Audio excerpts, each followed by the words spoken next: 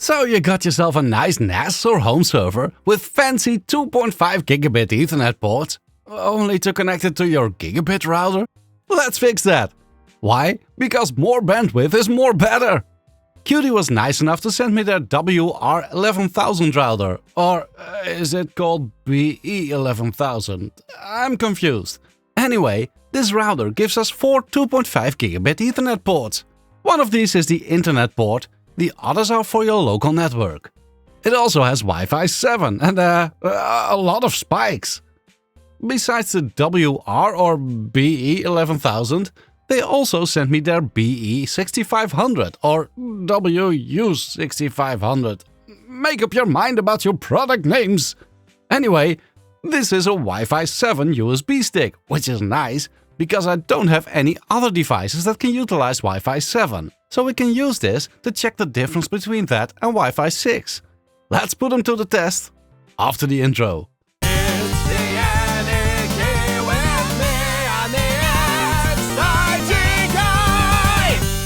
Here's the box. Wow, no less than 6 pointy things! Let me quickly tell you that I got the router and the Wi-Fi adapter sent to me for free, and I do get to keep it all. No money was exchanged though, and they have no say in the contents of this video.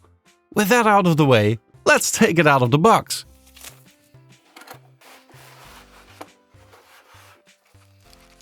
Here's our spiky friend.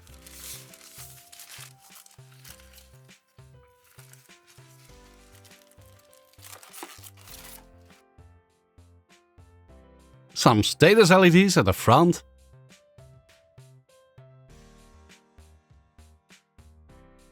And at the back, a WPS button and a reset hole. 4 2.5 gigabit network ports, a power input, and a clicky power switch. I like that. Nothing too fancy though. Apart from the router, we of course get the power supply, rated for 12 volts and 24 watts. A short Cat6 network cable, and some paper things. Not sure what you do with those. Let's unpack the stick as well. Some more paper things come out of that. I guess these are to make paper planes for when the Wi-Fi signal cuts out? I don't know. Here's the stick itself, with an antenna that pivots up or down. Nothing fancy either, but hey, if it does what it's supposed to do. Let's connect the router for a quick first look. Here's the web interface. What does this plus sign do? Right, if you have another Cudy unit, you can make a mesh network. Neat! The interface is pretty basic, which I like a lot. We have a quick setup tab to easily configure the unit the way we'd like. The general settings page gives you just that. If you have a wireless internet provider, you can configure that here. Configure Wi-Fi. VPN settings. It can act both as a client and server for a bunch of different VPN services. A captive portal? I'm not too sure, but I think this is for sharing a connection with anyone, porting them to a login page, which I suppose needs to be served on another device. Parental controls? What can we do with that? Alright, we can pause internet access for some devices, create online time schedules, and there's a web filter, which is a little too basic. No predefined rule sets or anything like that, just a plain blacklist or whitelist option, which you'll have to update manually. The advanced settings page gives us a little more control over our network. We can set a custom DNS server here as well, but there's none built in, so you'd have to run one on your network or point to an external one. The DMC feature just gives you the opportunity to forward all incoming traffic to a single IP address, like most home routers do. All in all, it gives us just about anything you'd want to configure on a home router. Nothing too fancy, but all you'd expect from a unit like this. Now, this router has 2.5 gigabit Ethernet ports all over, but I don't have a 2.5 gigabit internet connection.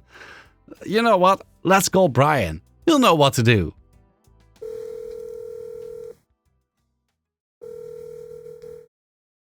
Hello? This is Forget IT, or Forget IT. Honestly, I forgot to ask. Anyway, how can I help you? Hey, it's Michel, the ex-IT guy. I'm looking for Brian. Is he available right now? I'll see if he's in. Just one moment. Hey, Brian here. What's up? Hi Brian, ex-IT Michel here. I'm trying to test a router with all 2.5 gigabit Ethernet ports, but my internet connection doesn't come close to that. Do you have any ideas on how to test this? Michelle, hey man. Oh, yeah, no problem, I hear you. So here's what you're gonna do. When you're trying to test out that connection between the WAN side, internet side, and the other ports, man, I don't got an internet connection that fast either. But here's what you can do. You can run iPerf, or iPerf3 rather, on a couple of computers, hook one up to the WAN side, another up to the LAN side, and then run that test between the two of them, right? Because the router can't tell the difference between the internet and just your own gadgets, but this way you're going to be able to bandwidth test and let folks know. Thanks. That seems like a pretty good idea. I'll try that. All right, no problem. See you around YouTube. All right, bye. I tried to directly connect the machine to the WAN port using static IPs, but I couldn't reach the machine from the LAN side somehow. So to make things a little easier, I connected the WAN port of the router to a 2.5 gigabit Ethernet switch that's connected to my home network. I connected the 2.5 gigabit Ethernet port of this NAS I reviewed recently to that same switch. The 5 gigabit Ethernet card inside of my race car computer I connected to the first LAN port of the Cudy router. Let's see if this thing can actually route 2.5 gigabit worth of traffic. I'm connected to the NAS through SSH. ETH tool shows me it's actually connected at 2.5 gigabit. Let's start iPerf3 as a server. The PC also shows that it's connected to 2.5 gigabit. Let's run iPerf3 as a client on this side.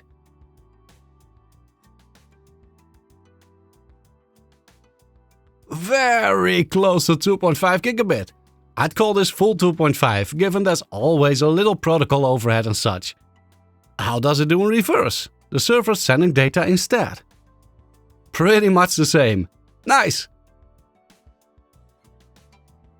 I connected another NAS and a mini PC with 2.5 gigabit Ethernet ports to the other two ports on the Cudy router. Getting a tad messy on my desk.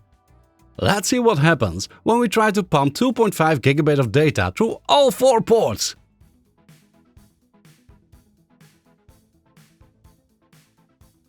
No problem at all. One up and one down. Both down. All fine. So its backend is more than capable of saturating all ports at the same time. Nice! Time to test some speeds on Wi-Fi. The WU6500 stick seems to only work well on Windows, sadly. On Linux, it works using the RTW89 driver, but there's no support for 6G networks and thus no full Wi-Fi 7 capabilities. For macOS there doesn't seem to be any support at all, so Windows is what we're left with. I used a Wi-Fi 6 PCI Express adapter to try and test the difference. The router on top of my desk and the PC underneath, a distance which you typically wouldn't use Wi-Fi at all. The stick would not give me very high speeds though, connected to a USB 3.0 port. When I connected it to a USB 3.1 port using a USB A to C adapter, things got a lot better. Interesting, since this is a USB 3.0 stick. Anyway, on Wi-Fi 6, connected to the MLO network, which combines all networks into one for a theoretical higher bandwidth, iPerf3 gives me some 600 to 700 megabits a second. On Wi-Fi 7, I sometimes got over 1 gigabit per second, but mostly pretty similar results. On the dedicated 5G network, I got higher speeds on Wi-Fi 6, almost 800 megabits a second average. On Wi-Fi 7, the results were similar to those before, but more consistently showed me speeds over 1 gig, averaging around 750 megabit per second. On a dedicated 6G network, the speeds were quite a bit lower on Wi-Fi 6, averaging around 480 megabit per second. On Wi-Fi 7, this network provided me with similar speeds to 5G, maybe just a tad higher in general, but not by much. The dedicated 2.4G network is way slower on both Wi-Fi 6 and 7, but speeds on the Wi-Fi 7 stick were almost twice as high, with a close to 200 megabit average. Next, I moved the PC downstairs to see what a 2-story distance would do to these speeds. Starting with a 2.4G network, I got a tad over 50 Mbit worth of speed on Wi-Fi 6. On Wi-Fi 7, this was slightly better with some 70 megabit a second. The 5G network provided me with some 60 megabit per second on Wi-Fi 6 and 250 megabit per second on Wi-Fi 7. That's quite the improvement. The dedicated 6G network would not connect 2 floors down, neither on Wi-Fi 6 or 7. The MLO network on Wi-Fi 6 gave me some pretty horrible speeds, less than 1 megabit per second average, mostly just dropping out. On Wi-Fi 7, I still got over 300 megabit a second. Now, obviously we only tested a single adapter on both Wi-Fi 6 and 7, so it's hard to tell what the role of the router itself played in these instances. It does seem though that the 6G network isn't working too well on Wi-Fi 6 and might interfere when using the MLO network? Not sure. How about some game streaming? I put a router in place of my provider's one and the PC in the living room some 6 or 7 meters away from it, where a network cable is not an option. There's already a Windows VM with Apollo installed on my home server. Let's see if we get a better experience on Wi-Fi 6 or 7. On Wi-Fi 6, using the 5G network, I'm getting some 43 FPS from the stream with an average network latency of 1 millisecond. Using the 6G network, the result is similar. On Wi-Fi 7, using the 5G network, I'm getting about the same performance as on Wi-Fi 6. And using the 6G network here doesn't do much either. So, I guess for game streaming it doesn't matter that much, but hey, I had some fun blasting demons in Mini Doom 2. Brian from Forget IT has some great videos on that subject if you'd like to know when it makes sense to choose one network over the other. That's all I've got for you today. Thank you very much for watching. Until next time.